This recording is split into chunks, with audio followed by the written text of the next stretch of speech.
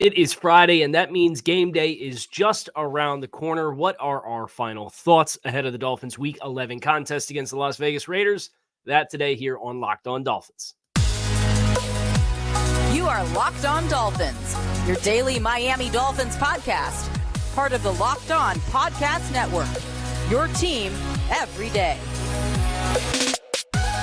All right, Miami. Welcome to another episode of Locked On Dolphins. It's your team every day here on the Locked On Network. I'm your host, Kyle Krabs, lifelong Miami Dolphins fan, host of Locked On Dolphins, co-host of Locked On NFL Scouting. Find our shows on YouTube or wherever you listen to your favorite podcast. Tip of the cap to our everydayers because it is your team every day. We don't just say it, we live it here on the Locked On Network. Today's episode of Locked On Dolphins is brought to you by PrizePicks. Easiest and most exciting way to play daily fantasy sports. Visit prizepicks.com/LockedOnNFL and use code LockedOnNFL in all lowercase for a first deposit match of up to $100. We have game planning thoughts. We have personnel moves. We have the rest of the league landscape. We got a lot to dive into here on this episode of Locked On Dolphins and really excited.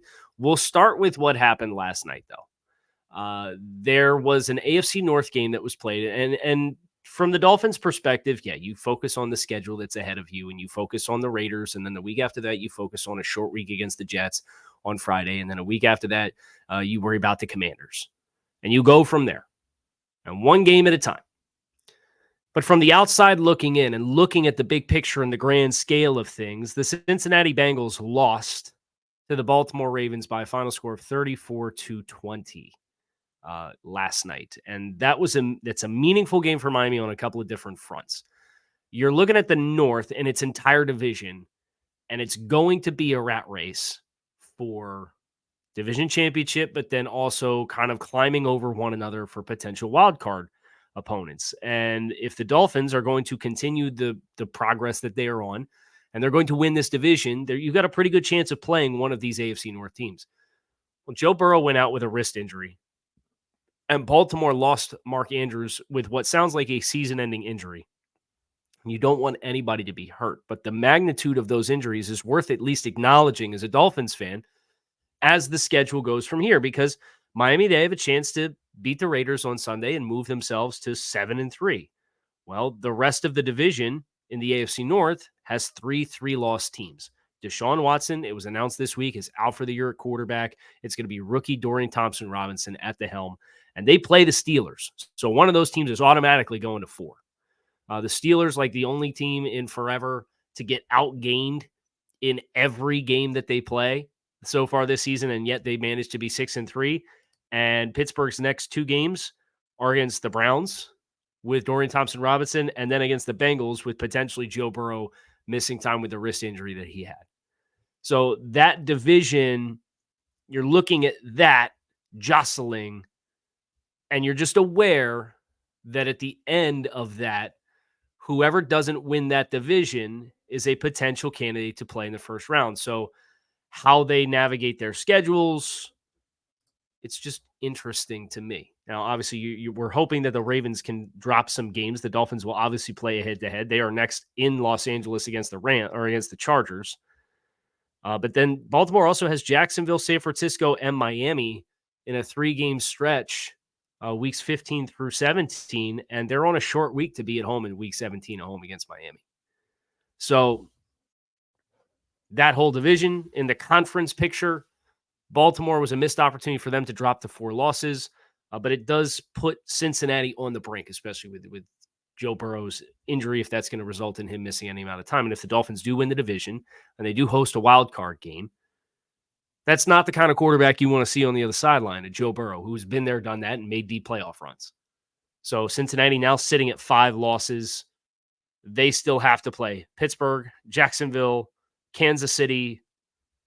They got a couple tough ones left on their schedule as well, and that's assuming they had Joe Burrow playing. And we don't know what his status is going to be. It was alluded to as a sprained wrist. So every game matters in this AFC conference, unless you are a Patriots game, with all due respect, or right now a Titans game, because everybody else has 4 wins or more. And right now, the threshold for a wildcard team is 5. The Texans are the 7 seed at 5 right now. Now, there's a lot of ball game left. Of course, you got half a season. but teams are starting. It's the accordion, right? It compressed, and now it's going to start to expand, and you're going to see teams start to create some separation. And Miami's objective is to be a part of the teams that separate. And the longer that you can be a part of the club with 2-3 losses, the better your odds are of securing what we want the pathway in the playoffs to look like for the Dolphins. And it's also worth noting the Kansas City Chiefs, they play Philadelphia Eagles this week. And for my money, I believe the Eagles are a better team this year. So I would pick the Eagles to win that game. And if that's the case, then you may be looking at a 3-loss club and nothing else. And that's the top of the conference. So there's obviously a lot to look for. Wanted to get that out of the way with the game that was played last night before we kind of shift gears and talk about the Texans and game planning. We also had a personnel move yesterday for the Dolphins. And I'll tuck that one in here before our first break. Robbie Chosen was waived yesterday. He's no longer part of the 53. We'll see if they get him back on the practice squad. One would have to assume the domino effect here is Devon Achane. One would have to assume that is the player that you're facilitating the open roster spot for. And Mike McDaniel has had in his press availabilities, he's been non-committal, but if you can read between the lines, it sounds kind of optimistic that we'll see Devon Achane. I know Jordan Schultz of Bleacher Report reported yesterday that Devon Achane, barring a setback, is expected to be activated and play against the Raiders. I think the personnel move is the writing on the wall for you, right? Here's your sign. The Dolphins have a practice today and a couple of guys who, we're kind of keeping an eye on for availability purposes. We'll talk about them a little later. But Devon Achane seems like he's trending towards playing. And the Dolphins waiving Robbie Chosen, who obviously had the big play against Denver for the long touchdown catch, but that was his only real contribution thus far this season. Kind of alludes that the reinforcements are coming for Miami. So looking at the AFC Conference, looking at the Devon Achane domino yet to fall, but the first chess move that precedes that happened yesterday with Robbie Chosen. We're going to talk a little bit about the Raiders specifically, some things about their defense and how Miami can attack it. Heard from a lot of enthusiastic Raiders fans on the YouTube channel throughout the course of the week. So I see you guys. I respect the passion. And we'll see. But we'll talk a little bit more about this game that's coming up on Sunday for the Dolphins. That next here on this episode of Locked On Dolphins. So stick with us.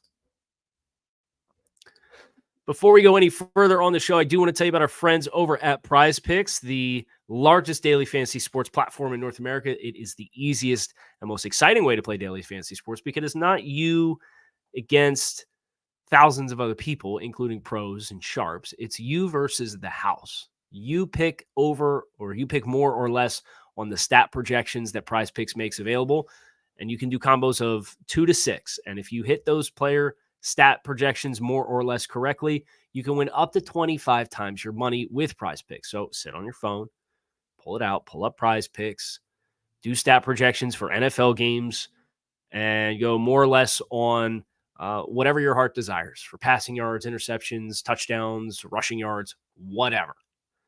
And if you hit all 6, you win 25 times your money. So if you're a big fan of good ROI, PrizePicks is probably something that's going to be interesting to you. And because it's done on your phone, they have Apple Pay set up so you can make sure that you always have funds in your account and you can stay in the game. Entries can be made in just a few taps on your phone.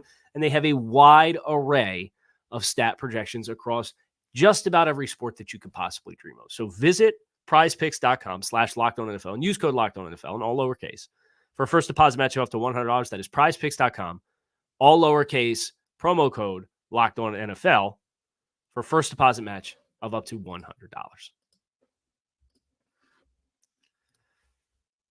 We had Coach Cody Alexander on the show a little earlier this year, and it was talking about the Vic Fangio scheme and how it works and the mechanics of the system and so on and so forth. And he does outstanding league-wide work as well. And one of my favorite things that Coach does every Friday, or I guess every weekend, so it depends on when he drops it, he releases the coverage usage for all 32 NFL teams year to date. And what I found particularly interesting about the update for heading into Week 10, he hasn't done the updated one for the game that was played in Week 10. But heading into Week 10, the Las Vegas Raiders, defensive coordinator is Patrick Graham. Name Dolphins fans should be familiar with.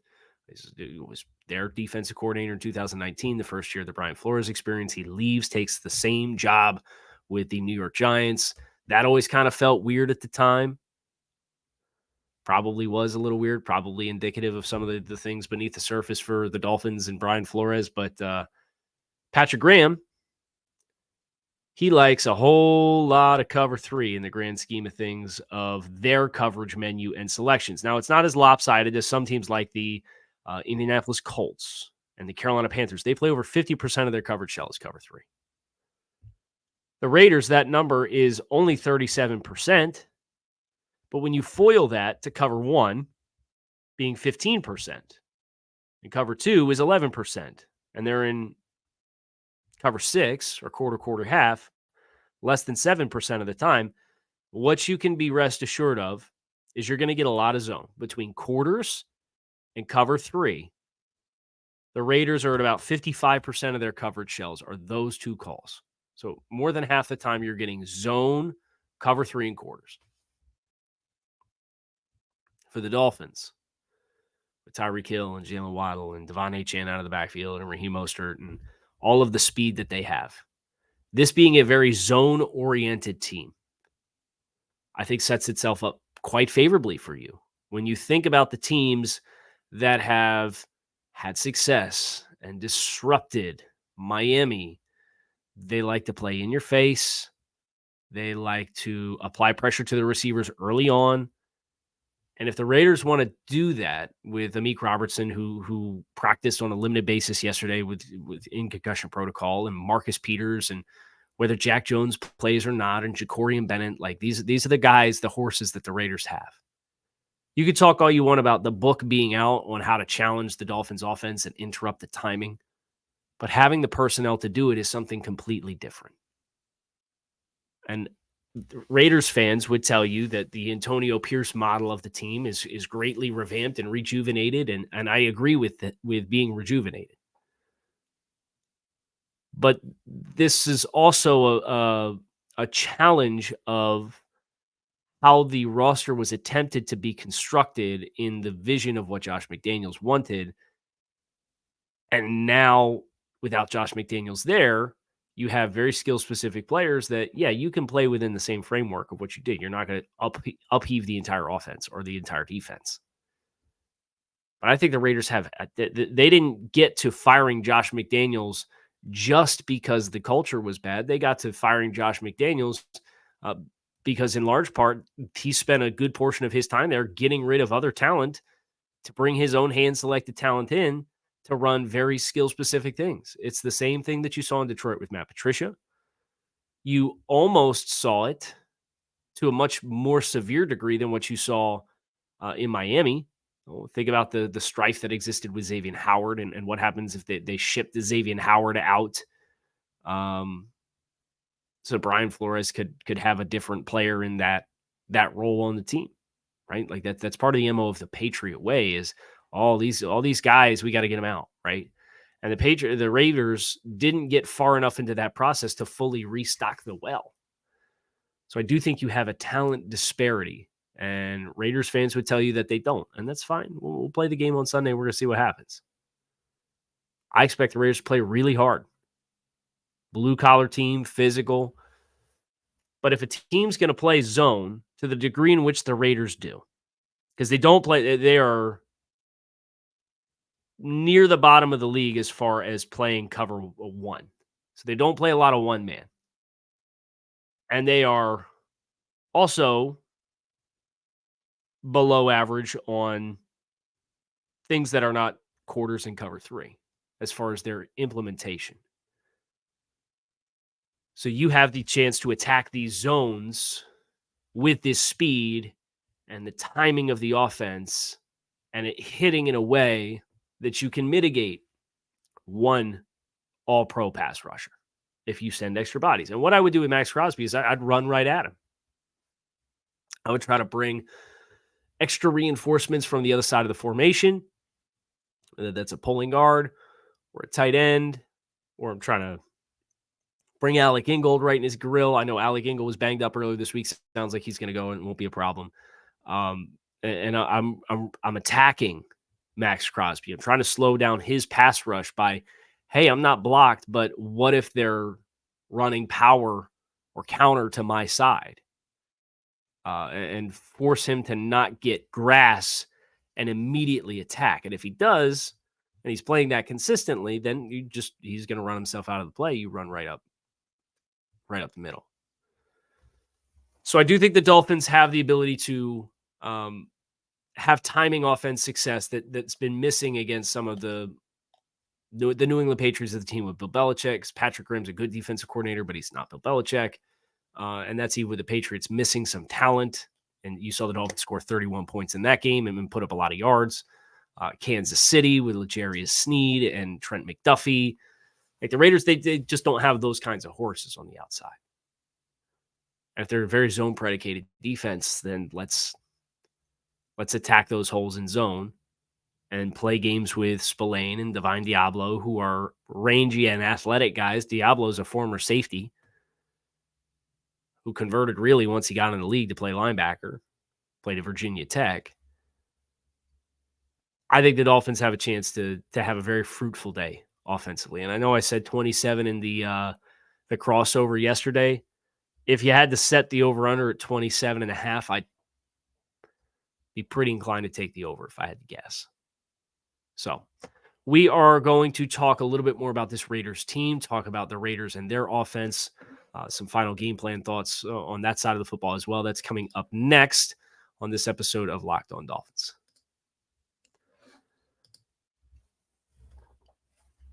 Just because the game is at home and you're at home doesn't mean that you can't have the ultimate game day experience. And one of the ways that you can make sure that you do that is with our friends over at DoorDash. So if the game goes to timeout or you go to the 2-minute warning, that is your cue to get on your phone and make sure you order yourself a delicious meal from one of your favorite local restaurants. The DoorDash has a slew of local restaurants as well as local retail stores and groceries as well to help make sure that you're prepped for post-game meal, halftime snack, prepped for your tailgate, next week's home gate, whatever it may be.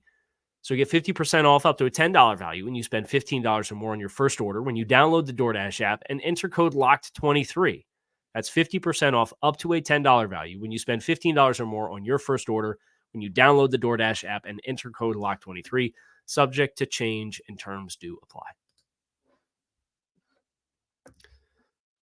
So the Raiders, offensively, we alluded to a lot of this in the crossover Thursday as far as the DNA of the team, and they are force-feeding Josh Jacobs the football. The Raiders, from a wide receiver skill set perspective, this may be a game where you see a little bit more of the tight front than the nickel front versus the standard week for Miami. You know, Miami loves to play in the nickel with 3 corners and 4 defensive linemen, and 2 of them are interior defensive linemen. And it's usually Zach Sealer and Christian Wilkins. But if the Raiders are going to come out, they're going to say, hey, we're going to run big boy football at you. Because if they want to run 11 personnel with Jacoby Myers and Hunter Renfrow and Devontae Adams, the Dolphins can match that no problem. But if you're really going to be starting Greg Van Roten and Dylan Parham, and if it's not Dylan Parham because he's banged up, then who goes into that spot? Is Jermaine Illuminor going to move around spots? Is Thayer Munford going to be a utility player for you? If the Raiders want to run the ball successfully against Miami, I believe they're going to have to go into some heavier sets. Whether that's Jacob Johnson's, who's also banged up on his own. They've got 2 tight ends in Austin Hooper, who's a veteran player, and Michael Mayer, who's, of course, the rookie out of Notre Dame. I just don't think you can line up an 11 and say you're going to win the line of scrimmage against Miami. So I think you're going to want to load it up and then dare the Dolphins to take their best defensive personnel group off the field and try to run the ball against their base, which would be the 3 down linemen, which is Raekwon Davis on the nose, Christian Wilkins, and Zach Sealer. You got your 2 rush stand-up outside linebackers. And then you've got your 2 linebackers and David Long and Jerome Baker, and then your core 4 on the back end with Deshaun Elliott and Javon Holland with Jalen Ramsey and Xavier Howard. I think you'll see more of that personnel group just based on who the Raiders are as a football team and how they're going to want to run the football. And if they do that, then the really big performers is the core 4 and the back 7, the 2 linebackers and the 2 safeties. Because Devontae Adams, he's not going to get a lot of deep shots vertically down the field, right? These are going to be opportunities where we're looking for crossing routes and play action pass and suck the linebackers up and throw in the voids behind it. How savvy can those guys be? What kinds of tools, whether it's the safety tools or coverage specific, can you run to leverage Devontae Adams appropriately? Because if you're going to want to run out and let Jacoby Myers, who's a free agent signing, and Hunter Renfrow, who's been on the trade block there for 2 years, if those are the guys that are going to beat you, you'll take your chances with that. Well, they got a guy in Trey Tucker who they can manufacture some touches for. He's a 3rd-round pick. He can really fly. You can be aware of some manufactured targets for that player. But this whole offense is we want to have success resetting the line of scrimmage and running the ball, and then we want to build off of that to throw play action passes to Devontae Adams deep down the field and create explosive plays. How do the Dolphins do that? Or how do the Dolphins choose to defend that, I should say? That's the question. I don't have the answer. What I would expect is on early downs in particular, on 1st down, I would expect to see a lot of Raekwon Davis. So expect the spike in snaps for Raekwon Davis is my big talking point as far as defensively and countering this team. And does that stink sometimes to consider who Raekwon Davis is as a defensive lineman and measure that against Kader Kohou as a nickel corner and ask who's better at their respective role? I'd probably say Kader Kohou and not think twice about it. But Raekwon has had some high-level games this year. They haven't always been consistent, but he's had some high-level games. And the games that he's had that have been high-level games, in my opinion, are the games in which he comes out and he gets a smaller center, a guy who he can really physically handle. And Andre James at 6'4", 300 pounds is not one of those power 315, 320 types. I think that lends itself well, especially if you play in that tight front where then you have Sealer and Wilkins that are shaded over top of each of the guards / the inside shoulder of the tackles. They're in the B gaps. So you're prompting more consistently one-on-ones with Raekwon against the center. That's how I would attack 1st downs. Now, it doesn't really matter what I would do, but I'm just giving my 2 cents on what I would expect to see based off of the logic of the Raiders and who they are as a team and what they want to try to do. Should be, it's definitely going to be good for the Dolphins to be back in action, and we missed them last week. Other games to watch across the AFC Conference. We already mentioned one other AFC North game, the Browns and Steelers play. One of those teams, they are both currently in the playoffs. One of those teams is guaranteed to fall to 6-4 and have 4 losses. The other will move to 7-3. And the Dolphins will have to keep pace with that team, although that will still be a wild card team as things currently stand. Baltimore's 8-3. They haven't had their bye yet. Tennessee at Jacksonville. Meh. Houston hosting Arizona. Meh. The Chargers visiting the Packers. Meh. I expect all these AFC teams to win. So I expect the Texans to win against the Cardinals. I expect the Chargers to beat the Packers in Green Bay. Packers just really banged up. The Broncos hosting the Vikings is kind of the weird, wild, wacky game. That's Sunday Night Football this week. Joe Marino on Locked On NFL Scouting yesterday had a great point. He talked about how Russell Wilson is one of the lower performing quarterbacks in the league this year against the blitz. Brian Flores, the defensive coordinator there, they blitz probably 50% of the time. I don't think that's an exaggeration. So that is something that I would expect Denver to lose, and that would drop them to 4-6.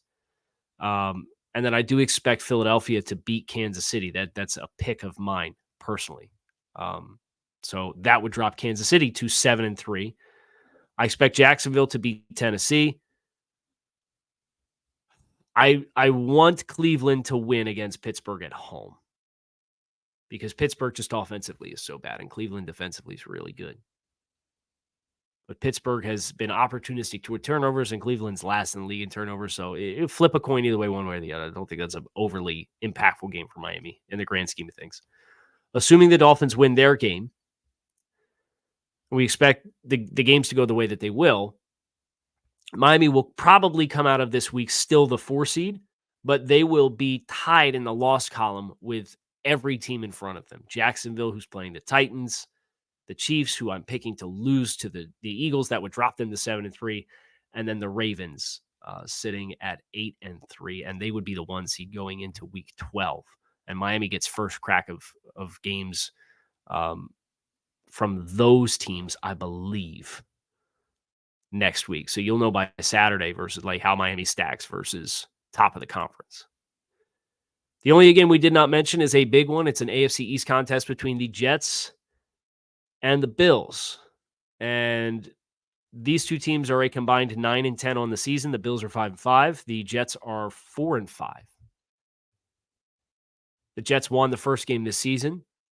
The Bills sent a message, fired their offensive coordinator. This is a win-win. Selfishly, for my purposes, I'd probably like to see the team that you still play twice win this football game and push the other team to the brink. So if the Jets won, they pushed the Bills to 5-6, which of course mathematically means the most wins the Bills could get if they ran the table would be 11 wins. Now, for them to do that, they'd have to go to Philadelphia and beat the Eagles. They'd have to go to Kansas City and beat the Chiefs after the bye. They have to beat the Cowboys at home. They'd have to go to the Los Angeles Chargers on a short week and win on the road. They'd have to beat the Patriots at home, and then they'd have to go to Miami and beat the Dolphins. They'd have to run that entire table to win 11 games. The Jets winning the game puts more of the Dolphins' destiny back in their own hands because they play the Jets twice. The Jets would be 5-5, and you'd be 2 games in front of them and going into a head-to-head matchup. And if you win that one, then you really break everybody's back. But if you told me the Jets lost, I wouldn't be mad about it either. I expect the Bills to win, personally, at home, with how the first game went. That is going to do it for this episode of Locked on Dolphins. Hope you guys enjoyed. Final thoughts, final notes, some game planning stuff ahead of Week 11 with the Dolphins playing the Las Vegas Raiders. I'm Kyle Krabs, your host here on Locked on Dolphins. It is your team every day. Appreciate you guys checking out the show. You can find us on YouTube or wherever you listen to your favorite podcast. That's going to do it for me. Fins up.